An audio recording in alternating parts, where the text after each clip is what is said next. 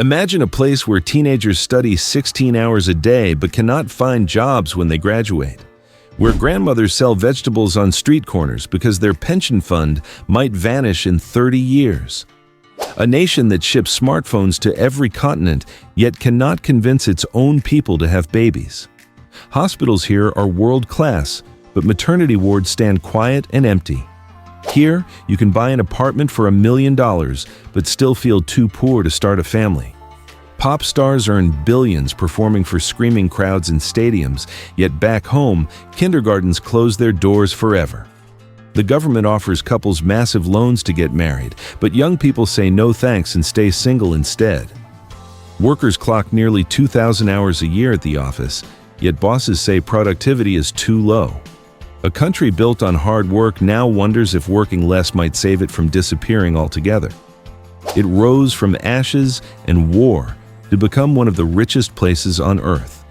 But now it faces a crisis no amount of money can fix. Its people have stopped wanting children. Experts warn the population could be cut in half before the century ends. Welcome to South Korea. South Korea is a small peninsula squeezed between China and Japan, separated from its northern twin by a heavily armed border. Its land is roughly the size of Iceland, yet over 51 million people live here, packed into mountains, coastlines, and glittering cities. Half the population calls Seoul home, a metropolis of glass towers, neon signs, and underground shopping malls that never sleep. To the world, South Korea is a cultural superpower. K-pop bands top music charts. Korean dramas stream in every language. Films from Seoul win Oscars. The country exports semiconductors, smartphones, and cars worth hundreds of billions of dollars. Yet beneath this shiny surface lies a terrifying truth. South Korea has the lowest birth rate on the planet. Government researchers predict the population could collapse to half its current size by the year 2100. This is the richest nation ever to lose its will to reproduce. Most of South Korea is covered in hills and mountains, leaving little flatland for farming. To the north, the demilitarized zone cuts across the 38th parallel. Over 1 million soldiers face each other along this strip, a frozen reminder of the war that split the peninsula in two. To the east, the sea crashes against rocky cliffs and fishing villages. In the south, Jeju Island offers volcanic beaches and lava caves. Despite its beauty, most South Koreans rarely leave the concrete jungle of Seoul. For thousands of years, kingdoms ruled the peninsula, leaving behind palaces and temples. In 1910, Japan took control, exploiting resources and banning the Korean language.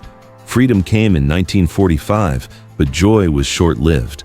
The Korean War erupted in 1950, destroying cities and dividing families. When the fighting stopped in 1953, South Korea was one of the poorest places on Earth. Then came the miracle. Under military rule in the 1960s and 70s, the country transformed into an export machine. They called it the Miracle on the Han River. Democracy returned in the 1990s, but so did scandals, impeachments, and protests. Today, President Yoon Suk-yeol's administration grapples with these issues, offering loans for newlyweds and tax breaks for parents. Whether politics can reverse a social collapse remains an open question. South Korea is a presidential republic. Over 28,000 American troops are stationed here to deter North Korea. Relations with Japan and China swing between cooperation and old grudges. Every man must serve in the military, pausing careers and even K-pop fame for nearly 2 years. In 2025, the country is debating whether to cut the workweek from 5 days to 4.5. Unions say long hours crush families. Businesses warn it will kill competitiveness. South Koreans already work around 1,872 hours per year, among the highest in wealthy nations, yet their output per hour lags behind. Time, work, and family dominate every political headline. South Korea ranks among the world's top 15 economies. 4 giant conglomerates, Samsung, SK, Hyundai Motor, and LG, control over 40% of the nation's economy. 10 family-run chaebols account for roughly 60% of total output. These titans build phones, cars, and ships that power global supply chains. In 2024, South Korea exported goods worth about $683 billion. It also sold cultural products, music, films, games, valued at nearly $10 billion, triple what it earned a decade earlier. The government wants to grow this to $36 billion by 2030. Gaming leads the charge, with surging demand from India and Latin America. Yet all this success hides a dangerous truth: an aging workforce, reliance on a few giants, and flat productivity. The National Pension Service is one of the world's largest funds. In 2024, it posted a record 15% return, pushing assets past 1 trillion won. But experts warn the fund could run dry by 2055 if birth rates stay low. Parliament raised contribution rates from 9% to 13%, starting in 2026. Mothers now earn extra pension credits for each child. Soldiers get credits for military service. Even so, without more taxpayers, the system may collapse. Owning a home is a cultural must, but property speculation has driven debt to dangerous levels. South Korea's household debt hit nearly 92% of GDP in 2024, the second highest among major economies. Mortgages ballooned as the government eased land rules, causing prices to explode. In Seoul, the average apartment now sells for about $1 million. In wealthy southern districts, prices hit $1.3 million. Renters face a unique system called Jeonse, where they must deposit 50 to 80% of a property's value up front. If loans default, a housing crash could ripple through the entire economy. The central bank calls this debt a threat to financial stability.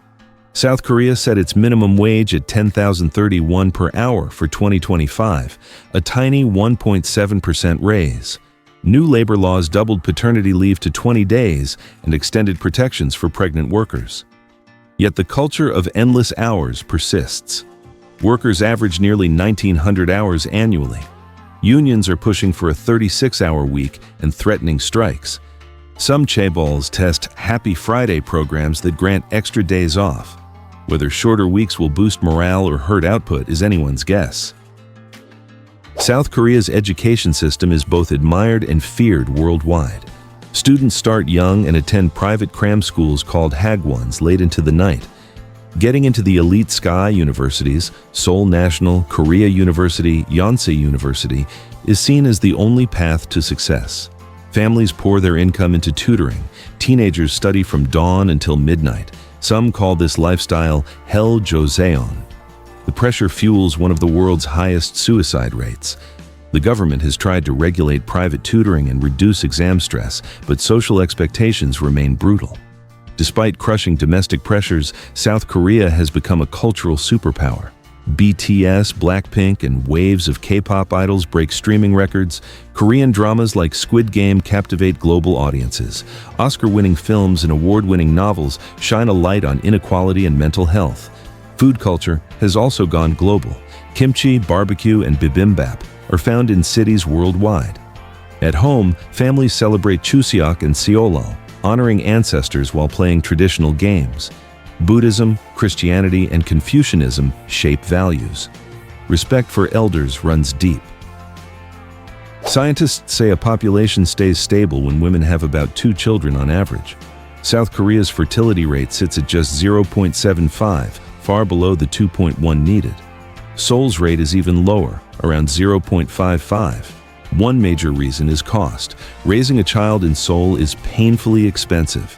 A one-bedroom flat in the city center rents for about $660 per month. A 3-bedroom costs over $1,460. A liter of milk costs nearly $2.20. A meal at a mid-range restaurant runs $22. Many couples simply cannot afford the deposit for a home, the tuition for private classes, or the cost of childcare. Another factor is work culture. With such long hours, there's little time left for family life. Women delay marriage to pursue careers or avoid workplace discrimination, further lowering birth rates. Marriage remains closely tied to childbirth. Births outside marriage are rare, so fewer weddings mean fewer babies.